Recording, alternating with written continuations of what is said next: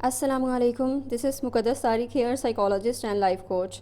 अच्छा, आज की वीडियो जो है इसमें बहुत सारे स्टूडेंट्स के कॉमन क्वेश्चंस थे कि एंग्जाइटी क्यों होती है, पैनिक अटैक्स क्यों आते हैं, पैनिक अटैक्स को किस तरह से कंट्रोल कर सकते हैं, किस तरह से मैनेज कर सकते हैं। तो उस पर ये मैंने वीडियो बनाई है। और इसमें जो मेरी एक किताब है कॉग्निटिव बिहेवियरल थेरेपी, ये उसी किताब से जो है इसमें इस डिसऑर्डर को एक्सप्लेन किया गया है, ठीक है। और इसको मैंने बहुत अच्छे तरीके से इलेबोरेट किया है इस बुक में कि किस तरह से पैनिक अटैक स्टार्ट होते हैं और इसको किस तरह से आप मैनेज कर सकते हैं। और इसके साथ साथ केस स्टडीज़ भी शेयर की गई हैं सो दैट कि आप उसको लिंक कर सकें। तो पैनिक डिसऑर्डर जो पैनिक अटैक है ये क्यों होते हैं, लाइक एंग्जाइटी की एक टाइप है, ठीक है। एंग्जाइटी डिसऑर्डर्स में ही ये चीज़ें आती हैं, उसमें पैनिक डिसऑर्डर है, पैनिक अटैक्स उसे कहते हैं। इसके अलावा जो फोबियाज़ एट्सेट्रा हैं वो सारा कुछ जो है ना ये एंग्जाइटी से स्टार्ट होता है। तो ये क्या है, एंग्जाइटी क्या होती है, या जो पैनिक अटैक्स हैं उसके क्या सिम्टम्स हैं, या फोबियाज़ हैं उसमें क्या सिम्टम्स आते हैं। तो इसको हम आज डिटेल में देखेंगे। और इससे पहले हमें एक बॉडी का जो हमारा एक सिस्टम है उसको समझना ज़रूरी है। अब वो कौन सा सिस्टम है, उसको हम फ़ाइट एंड फ्लाइट सिस्टम भी कहते हैं।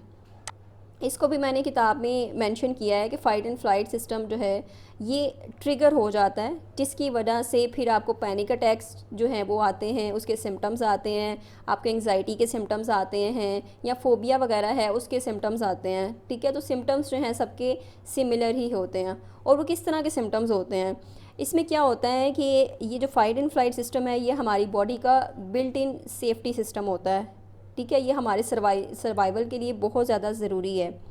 यानी ये एक ऐसा अलार्म है जो हमें आगाह करता है कि ख़तरा है, ठीक है। तो ये चीज़ है। और फ़ाइट का मतलब होता है कि लड़ना, और फ्लाइट का मतलब होता है कि भाग जाना।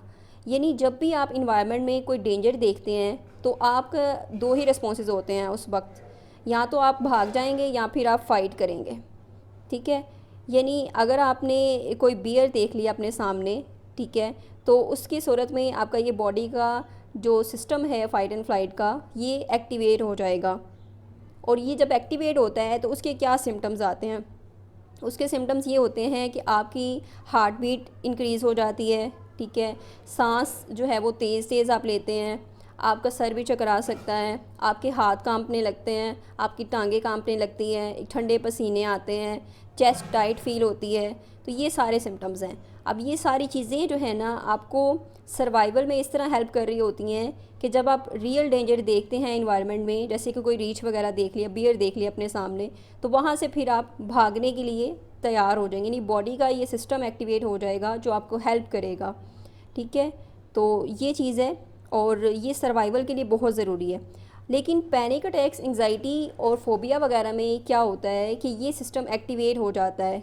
क्यों एक्टिवेट हो जाता है, क्योंकि आप इमेजिनरी फ़ियर होता है आपके अंदर, ठीक है। रियल डेंजर नहीं होता, इन्वायरमेंट में कोई डेंजर नहीं होता, बल्कि इमेजिनरी डेंजर होता है, या आपके माइंड में एक चीज़ जो है आपने होल्ड की हुई है, या कोई पास्ट एक्सपीरियंस इस तरह का आपका हुआ है जो कि आपके माइंड में स्टक हो गया हुआ है।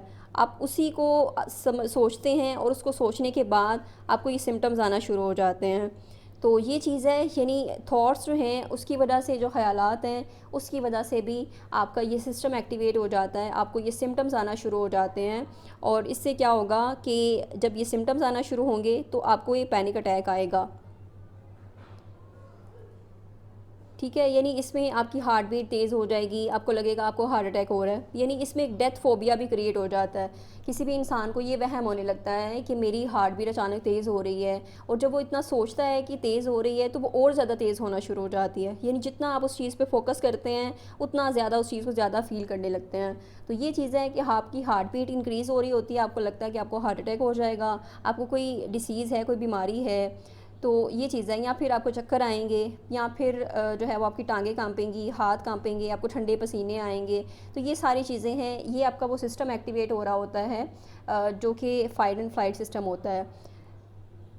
तो ये चीज़ है कि पैनिक डिसऑर्डर में फ़ियर ऑफ द फियर होता है। यानी it's not about the attacks, जो अटैक्स आपको होते हैं उसके पीछे इमेजिनरी फ़ियर होता है, ठीक है। उसके पीछे जो है वो रियल डेंजर नहीं होता, बल्कि एक इमेजिनरी डेंजर होता है जो आप इमेजिन कर रहे होते हैं, जो आपके माइंड में चल रहा होता है, ठीक है। तो वो जो है आपका माइंड उसी चीज़ को रिस्पॉन्ड कर रहा होता है, क्योंकि हमारे अनकॉन्शियस माइंड का फंक्शन है कि हमारा माइंड जो है वो रियल और इमेजिन में फ़र्क नहीं कर सकता। आप जो रियल में डेंजर को देखते हैं वैसे आपके वो सिस्टम आपका एक्टिवेट होता है, वो सारे सिम्टम्स आते हैं। इसी तरह से आप माइंड में जो चीज़ देखते हैं, यानी अपने माइंड में आप सोचते हैं, वो भी उसी तरह से आपके सिस्टम को एक्टिवेट कर देगा और वो सिम्टम्स आना शुरू हो जाएंगे। तो ये है फियर ऑफ द फियर। इस तरह से साइकोलॉजी काम करती है और ये पैनिक अटैक्स आपको इसी वजह से होते हैं। तो पैनिक अटैक्स को किस तरह से कंट्रोल कर सकते हैं, सीबीटी हमें किस तरह से इसमें हेल्प करती है। पहले तो उस चीज़ को अंडरस्टैंड करें कि आपका पैनिक यानी किस वजह से, कहाँ पर आपको पैनिक अटैक्स आते हैं, ठीक है, आप किन सिचुएशंस को अवॉइड करने लगे हैं। फिर आपने अपना जो उसको देखने का नज़रिया है, अपने थिंकिंग पैटर्न्स जो हैं उसको आपने चेंज करना है और फिर आपने उसको फेस करना है इंस्टेड ऑफ फियरिंग। यानी जिस चीज़ से फियर है आपको उसको उसका एक्सपोजर आपने लेना है, और ये स्टेप बाय स्टेप एक्सपोजर होता है, ये इंस्टेंट एक्सपोजर नहीं होता है, ठीक है। तो इसका भी एक तरीक़ाकार है जो आगे मेंशन है कि किस तरह से आप इसको मैनेज कर सकते हैं। फिर ये जब सिस्टम एक्टिवेट हो जाता है, यानी ये बॉडी का फॉल्स अलार्म सिस्टम है, जो कि जैसे कि मैंने बताया कि जैसे आपको रियल डेंजर देख के जो एक्टिवेट होता है सिस्टम, वो इमेजिन करके भी एक्टिवेट हो सकता है। तो जब आप इमेजिन करते हैं तो वही सारे सिम्टम्स आना शुरू हो जाएंगे। अब ये सिम्टम्स आते हैं तो इसको किस तरह से हम मैनेज कर सकते हैं, इसमें डिफरेंट टेक्निक्स बताई हैं मैंने अपनी बुक में, जिसमें डिफरेंट स्टेप्स हैं कि किस तरह से आपने इसको देखना है, आपने थॉट्स के लेवल पे किस तरह से काम करना है। क्योंकि जो थॉट्स का सर्कल है ना, जो ABC है, इसको समझना भी बहुत ज़रूरी है। क्योंकि थॉट्स जो हैं ये सारी चीज़ें क्रिएट करती हैं, आपके इमोशंस क्रिएट होते हैं, आपके ये सिम्टम्स क्रिएट होते हैं जस्ट बिकॉज ऑफ थॉट्स, ठीक है। आपको उस चीज़ के माइंड में आपको उस चीज़ का ख्याल आया है, ठीक है, और वो डर जो है वो इमेजिन किया है आपने, वो रियल में नहीं है, ठीक है। रियल में कोई चीज़ उस तरह की नहीं हो रही है, लेकिन आप इमेजिन करके वो सारी चीज़ें, वो सारे सिस्टम एक्टिवेट कर रहे हैं खुद में और वो सारे सिम्टम्स लेकर आ रहे हैं। तो उसको आपने क्या करना है, एक तो आपने ग्रेजुअली इस चीज़ को एक्सपोज करना है अपने आप को इस चीज़ से, यानी जिस चीज़ से आपको डर लगता है। ये एक्सपोजर थेरेपी जो है वो हम पैनिक अटैक के साथ साथ जो एक फोबियाज़ होते हैं उसमें भी ये करवाते हैं, ठीक है। एक्सपोजर दिया जाता है उस चीज़ का जिससे वो खौफज़दा होते हैं। एक्सपोजर थेरेपी में क्या होता है, एक्सपोजर थेरेपी में हम उस चीज़ को एक्सपोज करते हैं उस इंसान को उस सिचुएशन के साथ जिसमें वो फियरफुल फील करता है या फियरफुल होता है या खौफज़दा होता है सिचुएशन में, ठीक है। उसको हम ग्रेजुअली एक्सपोज करते हैं। ये एक्सपोजर जो है इंस्टेंट नहीं होता बल्कि ग्रेजुअल होता है, स्टेप्स होते हैं इसके कुछ।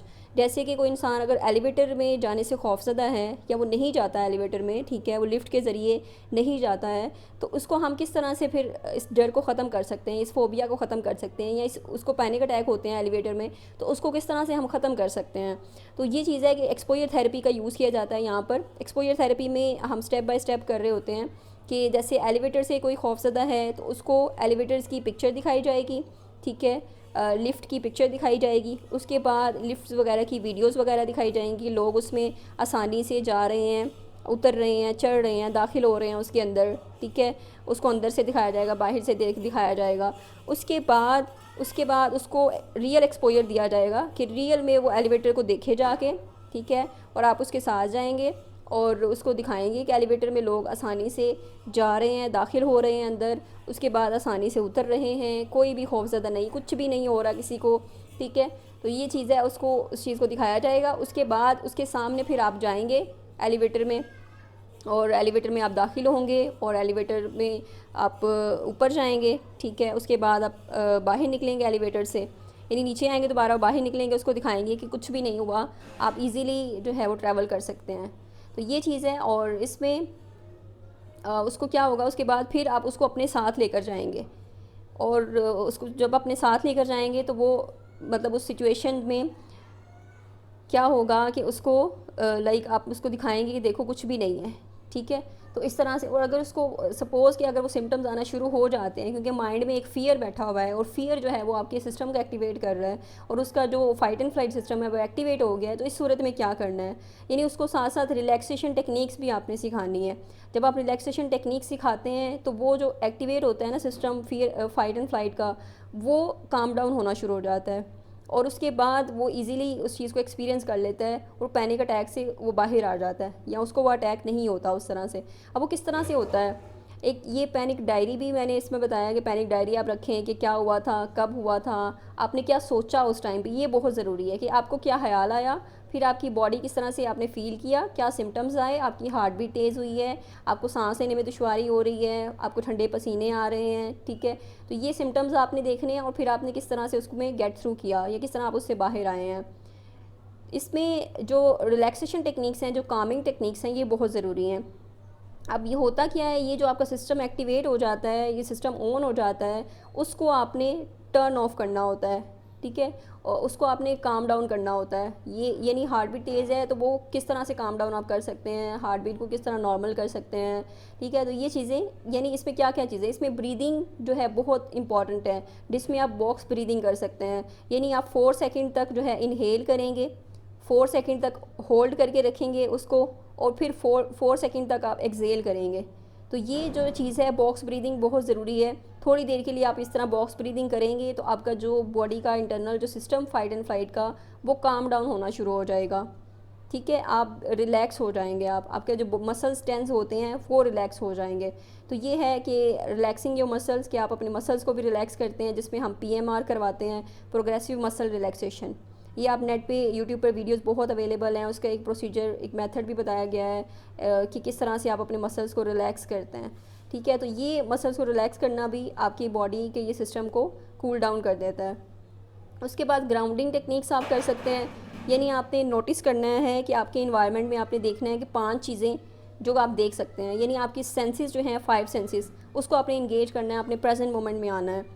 तो 5 चीज़ें ऐसी आपने जो आप देख सकते हैं, 4 चीज़ें जो आप सुन सकते हैं, टच कर सकते हैं, सॉरी 3 चीज़ें जो आप सुन सकते हैं, 2 चीज़ें जो आप स्मेल कर सकते हैं, और 1 चीज़ को आप टेस्ट कर सकते हैं, ठीक है।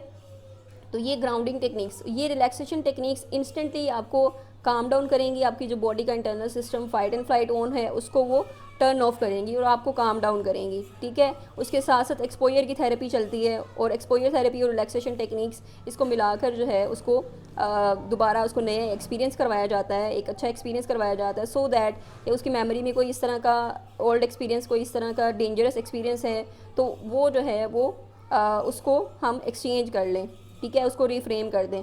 थॉट पैटर्न्स को भी रीफ्रेम किया जाता है, और उसको रिफ्रेम किस तरह से कर सकते हैं, साथ साथ उसकी थॉट्स पे भी काम करना होता है ना, रिफ्रेम करना होता है और पॉजिटिव की तरफ लेकर आना होता है कि अगर उस नेगेटिव माइंडसेट है, कोई डिस्टॉर्शन है कॉग्निशन में, तो उसको किस तरह से हम रिफ्रेम कर सकते हैं, रिजॉल्व कर सकते हैं, सो दैट कि पैनिक अटैक्स जो हैं तब ही ख़त्म होंगे जब उसकी थॉट्स पे भी काम किया जाएगा साथ साथ। तो CBT में इसी तरह से कॉग्निशन पे भी काम होता है, रिफ्रेमिंग होती है इसमें, और सारी डिस्टॉर्शंस को देखते हैं हम। ये जो वीडियो है इसमें जस्ट हमने एक चीज़ को देखा है कि किस तरह से हम अपने जो वो सिस्टम एक्टिवेट हो जाता है उसको किस तरह से हम उस टाइम पे काम डाउन करें, ठीक है।